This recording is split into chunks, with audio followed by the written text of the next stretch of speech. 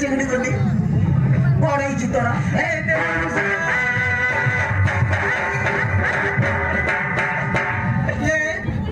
ତୁ ଥାନାରେ କଣ ପାଇଁ ହସ୍ପିଟାଲ ଥାନାରେ କଣ ପାଇଁ କଣ ହେଇଛି ଲୋ କଣ ହେଇଛି ସାର୍ ମତେ ଗୋଟେ ଲୋକ ଭଲ ପାଇ ବୁଲି ଯିବାକୁ ଚେଷ୍ଟା କରିଛି ସାର୍। ତତେ ଗୋଟେ ଲୋକ ଭଲ ପାଇ ବୁଲି ଯିବା ପାଇଁ ଚେଷ୍ଟା କରୁଛି? ହଁ ସାର୍। କିଏ ବେ ସେଇଟା?